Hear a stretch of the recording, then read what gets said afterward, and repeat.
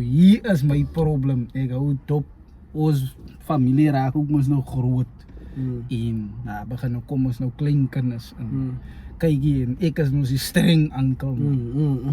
Nou as 'n klein kind nou vir my gaan sê ititini en ititini, takke lyk dit mos ek kan my beeld afval bereik. Dan moet my male nou nie breed nie, maar die kinders is maar so. Dink ek die kinders is maar so. Hulle het nie vir ons gesê. Shout out mami en daddy. Hulle het nie vir ons gesê die kinders is Sy moet maar net. brother, sy moet geëet het, brother. Dink jy jou ma het soos met jou soos speel of jou pa nie? Allergies. Hy's 'n luxury. Wat is dit? Kon nie allergies wees nie. Sy- In daai tyd Hy nooit. is gesweld en my ding eet. Hy's albara is. Sy eet die visie. Sy is swel op van die vis.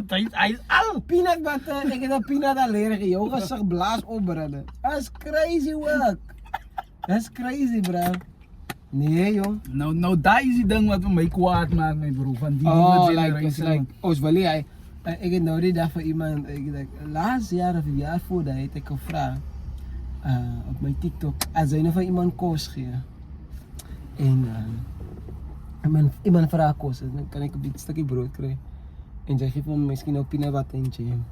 Sê die persoon sê vir jou, dankie maar ek eet die peanut butter. Oei, en ja, Wat is jou respons? so sy ek amper sê ek jou ma se ding is amper kom kleerling in my en uit. Genetiese Ja, afwakking. my pa Wat gaan is dit? onmiddellik sê nou gaan kruip in jou in. Ja, my Nee, nou broer. wat kan jy, wat as die persoon regtig allergie het? Ja, hy's taaf. Okay, hy's taaf.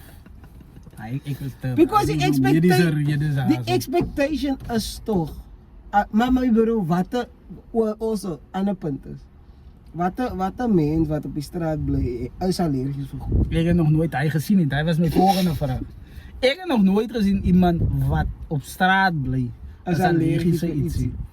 Ek Hy dink man se necessity supersedes sy biology. Glo ek aan.